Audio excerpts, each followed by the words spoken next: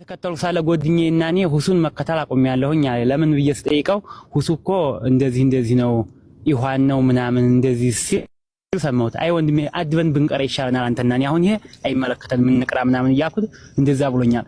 እስቲ ይኋን አህባሽ ሶፍይ ምናምን የሚለውን እስቲ አስረዳኝ። እስቲ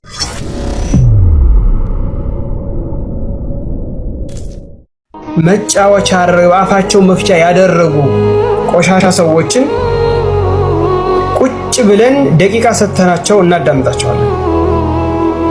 አረ ጥሪም እናቀርብላቸዋለን እንወያያችሁ ብለን። ጥያቄ ወዲህ هل تحبون النبي صلى الله عليه وسلم هل تحبون النبي صلى الله عليه وسلم እውነት አላህን ነብዩን ትወዳላችሁ? ጥያቄ ወዲህ ነብዩ ሰለላሁ ዐለይሂ ወሰለም እንደዚህ የሚናገሩ ሰዎችን የውይይት ጥሪ እንደምታቀርቡት አባትህ ባለጌ ነው፣ አባትህ ሴት ሱሰኛ ነው፣ አባትህ እብድ ነው፣ አባትህ ሰካራም ቀውስ ነው እያለ ጧት ማታ የሚሳደብን ሰው ባገኘው አለቀውም ብለህ በልብህ ቋጥረህ ይዘን የምትሄደው ቦልከህ አጠገቡን የምትጠፋው ወይስ እንወያይ ወገናችን ብለን የምትጣራው? ተቃጠል ሐቂቀተን ወላሂ الذي لا اله غيره ولا رب سواه ከነዛ ከሚሳደቡት የበለጠ እነዚህን ሰዎች ቤታቸው ጋብዘው ወይም ደግሞ ላይቫቸው ላይ ይሄዱ ወይም ላይቭ ላይ የተገናኙ እንነጋገራለን ብለው የሚያወሩ ሰዎችን የሚያናዱኝ።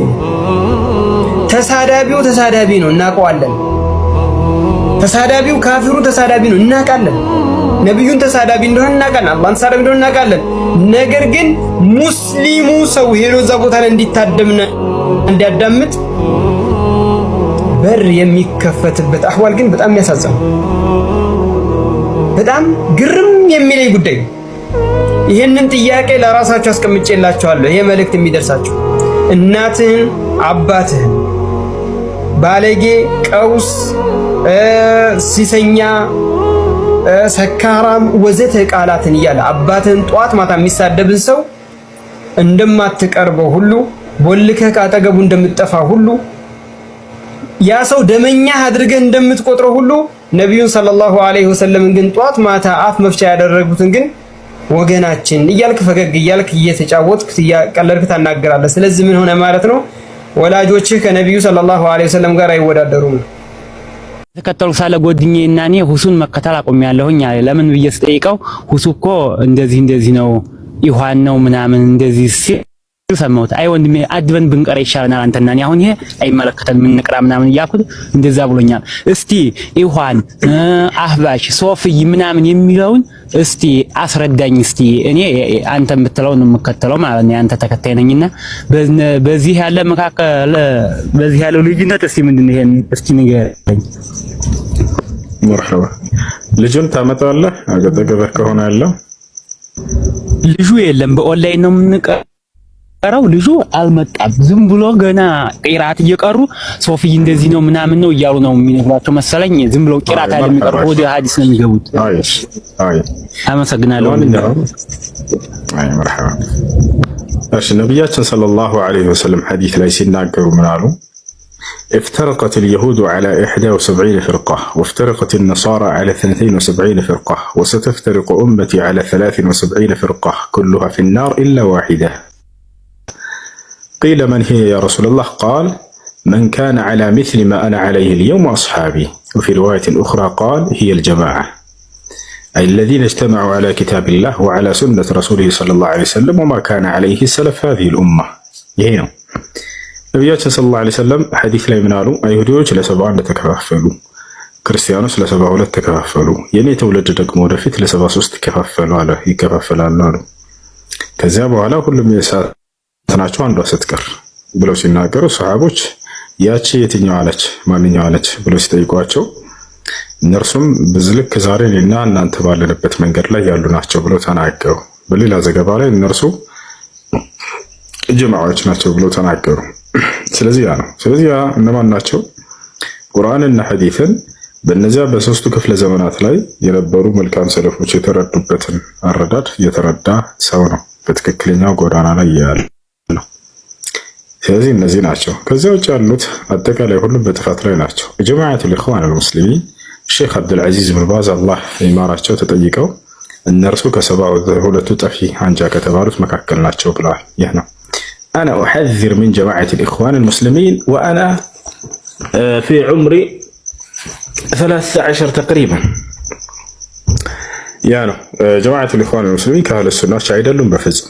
ልክ እንዲሁ ደግሞ አህባሾችም ልክ እንዲሁ ሱፊዮችም እነዚህ ሁሉ ጠፊ ከተባሉ አንጃዎች መካከል ናቸው። ያ ነው በትክክለኛው ጎዳና ላይ ያለው የሰለፎች ጎዳና ነው። ቁርአንና ሐዲስን በቀደሙት መልካም ሰለፎች ግንዛቤ የተገነዘበ ነው። ሰለፍ ሲባል ጊዜ እነዚያ በሶስቱ ክፍለ ዘመናት ላይ ያሉት ደግና መልካም መሆናቸው ከነብዩ ሰለላሁ ዐለይሂ ወሰለም ምስክር የተሰጣቸው ናቸው። ሐዲስ ላይ ሲናገሩ ነብዩ ሰለላሁ ዐለይሂ ወሰለም ኸይሩን ናስ ቀርኒ ثم الذين يلونهم ثم الذين يلونهم አሉ። ከሰዎች ሁሉ በላጮቹ በኔ ዘመን ያሉት ናቸው፣ ከዛ የሚቀጥሏቸው ብሎ ተናገሩ። በዚያ ሶስት ክፍለ ዘመናት ላይ የነበሩ አካሎች ለኛ አሰለፉ ሷሊህ ይባላሉ። መልካም ቀዳሚዎች፣ መልካም ሰለፎቻችን ናቸው። በእነዚያ ግንዛቤ ነው ሰው ቁርአንና ሐዲስን መገንዘብ ያለበት። ከዚያች በሌላ መንገድ የተገነዘበ ሰው በጥፋት ላይ ይሆናል። ያ እነዚያ ሰለፊዮች ይባላሉ፣ አህሉል አثር ይባላሉ፣ አህሉል ሐዲስ ይባላሉ፣ ጣኢፈቱል መንሱራ ይባላሉ፣ አልፍርቀቱን ናጂያ ይባላሉ፣ አህሉስ ሱነቲ ወል ጀማዓ ይባላሉ። ያ ነው። እሺ ሁስዬ አመሰግናለሁ። ታዲያ ለምሳሌ ቁርአን ማለት በመረጃ የተመሰረተ ነው።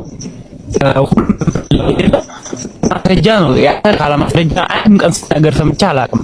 እንዴት እየተከተልኩት ሙሉ ነው ቁርአን መረጃ ያለው ከቋጭ በጣምን ቤቱ መታ እያደረጉኝ ያን እንደዚህ ነው። ዝም ብለው ነው እነዚህ አላዋቂዎች ናቸው። ዝም ብለው ናቸው ይዛቸው ነው ያልኩህ። ለዚህ ነው አሁን ኢኽዋን ሶፊ ምናምን ይላሉ። ምን እንደሆነ ራሱ አያውቁም።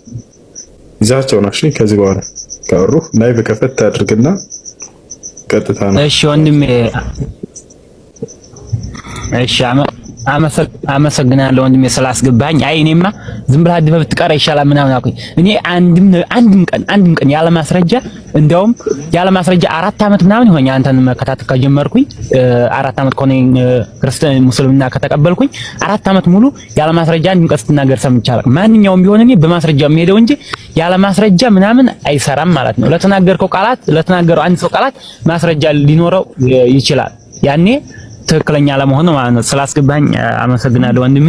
ሽኩራን። አዎ